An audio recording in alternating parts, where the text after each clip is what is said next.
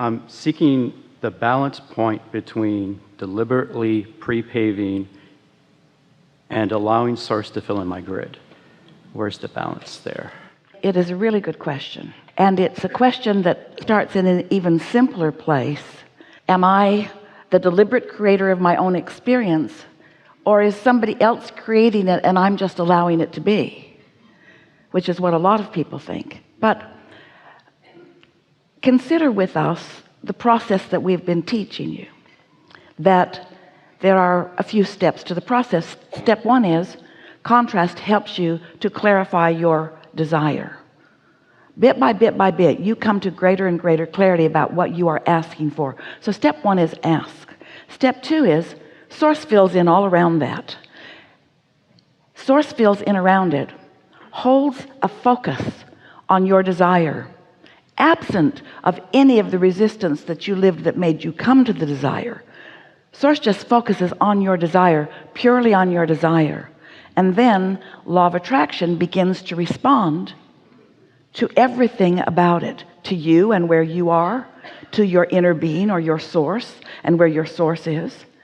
So as law of attraction responds to the desire that you have given birth to the desire that source is tending to and adding to, because all of the cooperative components are coming in response to source's point of view. So now step one has happened, and step two continues to happen, and then step three is you got to be in the receiving mode for you to receive the manifested version of what you've asked for. You ask, and the vibrational version began immediately. But the vibrational version, while it can feel good and while it can give satisfaction, is not enough. You're here in physical form. You want to manifest things. So you're manifesting. So now here's where the important, we don't want to say crucial because it's not risky. We don't want to say critical because it's not hard. But here's where the emphasis or the focus on your part comes. And here's where the distinction in your question is answered. So if you are clear about what you want and you find yourself not wavering in it, then the more attention you give to it, the more fun it is and the faster it comes about. But if you gave birth to something more based on what you didn't want, and so you gave birth to what you did want, but your vibration is more about what you don't want, which is pretty normal in the beginning, then the less involved in thinking about it you are, the better you will move it along. So here's the distinction that you're looking for. Am I the creator of my own reality, or am I just letting somebody else create my own reality? Am I just chilling while source takes over? And you have to understand that source didn't determine for you what to ask for. Source didn't decide for you. Your life experience caused you to ask, but it is based upon who you really are and how you want to feel. It's not possible for you as a human to ask for something outside of the asking that you as an extension of source would ask for without feeling negative emotion. In other words, you couldn't decide that you're going to do something that would negatively affect a large number of people and take your source along with you. Your source isn't going, which means you're going to feel a struggle or a tug of war in that process. So now ask your question again, exactly as you asked it before, because it was perfectly worded. I want to know the balance point, deliberately pre-paving and allowing source to fill in my grid. Do you like the idea of being a creator? Oh yeah. So do you want somebody else to fill it all in for you? No. Well, isn't that the answer? But here's the thing that we really want you to understand. You don't know this usually, but you filled it all in as you were exploring contrast and asking for this and this and this and this and this. You want niceness, and you want prosperity, and you want to know your own value, and you want productivity, and you want personal expansion, and you want upliftment for yourself and for others. Through all that you've been living, you've been asking for specific things on all manner of subjects, and that vortex has been spinning that. It's been in the process of becoming. So it's been pre-paved. When you look at some of the processes that we've offered over the years, things like pre-paving, which means thinking intentionally, or scripting, which is like telling the story the way you want it to be, or defining what you want with more determination, more deliberateness, or focus wheels, or any of those things that we told you they are creative tools. What we now want you to hear is those weren't the tools that created it. Life helped you to create it. Those were the tools that helped you to line up with what you'd already created. Can you feel that? Yes. So the grid will fill in. Everything that you want will fill in. Everything that you want will fill in, unless you do that thing that you do that keeps that from happening. The analogy that you may have heard us use, was our favorite for years. The cork is floating on the surface of the water, and that's up there where pure positive energy is. You can hold it under the water, force it down. That's what negative emotion is. But when you let go, it will bob back up. It will, because buoyancy is its natural state of being. And recently, we've been teasing you. We've been saying that some of you, it's like you're vacuuming your floor, but you are not plugging your vacuum cleaner in. So you're going through a lot of motion, and you look really diligent, and you should get some sort of credit for your effort. And you are making a lot of marks on the floor, which looks like something's going on, but you're not really fulfilling your intention unless the vacuum cleaner is plugged into the electricity so that it's sucking. So now imagine that you are the vacuum cleaner, and that the electrical cord knows that it wants to be connected to source. So it has a knowing consciousness of its own. It's just moving, looking for the plug. And unless you're swatting it out of the way, or tripping over it, or yanking on it, it will plug itself in. And so will you. In other words, unless you do that thing, you're already tuned in. And when you're tuned in, then things are working out for you. So really what you're helping us to begin this segment, just in the way we like to, is we want you to see the big picture of how you've come to explore and to decide and to ask and to get the energy flowing. And you've come, and these are the words that we think are maybe the most productive in your mind. You've come to turn thoughts to things. You've come to consider life and to think about it and to observe it in order to decide, and then to focus once you've decided. You've come to focus thoughts into things. And so what we want you to feel in your question is, how actively involved do you want to be as you turn those thoughts to things? Because there's something to be said for just asking in general terms about living happily ever after and not getting in your way of that and wonderful things happening to you. That's a pretty nice life.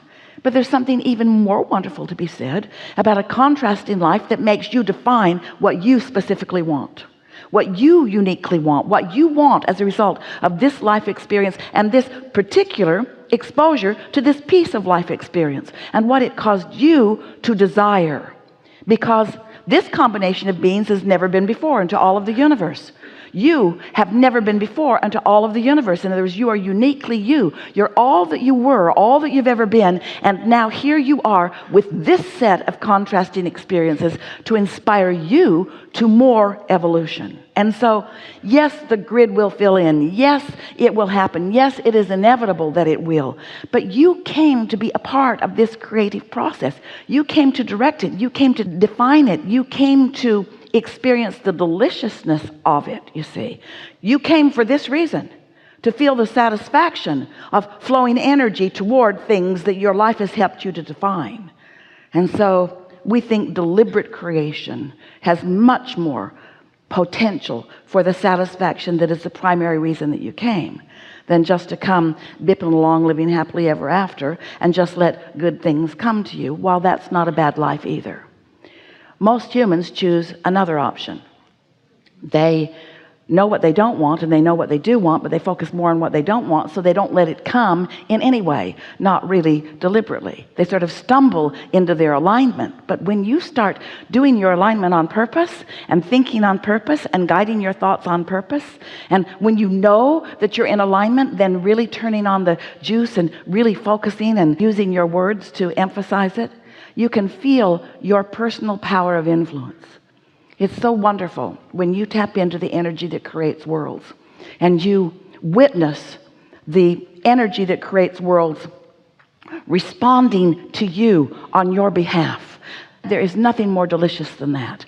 And when you are guiding it incrementally, that's when you're excited. That's what passion is.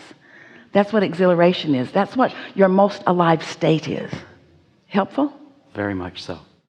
And anytime I feel shame or whatever it is that's going on, I put your CD in and it just lifts me. Resonance. It's resonance. It's like what everybody's been talking about. And now where I'm at is, how do I release the past? Oh, you're really going to like this. Oh, good. How do I let it go? And the shame behind it. Well, you're making it harder every minute. Okay. Here's how it works, and this is the perfect timing to have this conversation. We've been talking about influence, and we've been talking about alignment. We've been talking about the receptive mode. We're talking about you getting tuned in, tapped in, turned on. We're talking about you accomplishing the point of view that your inner being holds. So let's say you lived something some time ago before you were aware of that, and blah, blah, blah. But now, here you are, understanding how the laws of the universe work, having a greater grasp of who you are, and now, more often than not, tuned in to your pure positive energy, so that you're more and more seeing the world, seeing your world through the eyes of Source.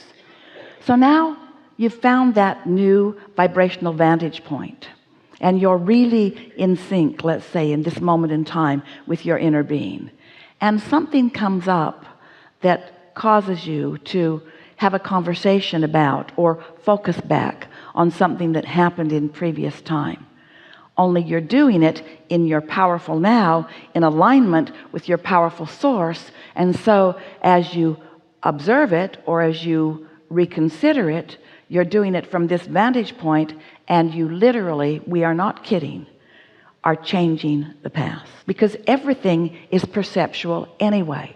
Everything is perceptual. So when you perceive your past from the standpoint of your inner being, who understands the value of every part of it, who understands what it caused you to put into your vortex, who understands that it was part of the reason that you came, who understands everything about it, and who loves unequivocally and only, of course it's going to change the past. And you know when you've changed your past, when you feel different about your past. Esther was walking through the back on her way, and a very nice man escorted her.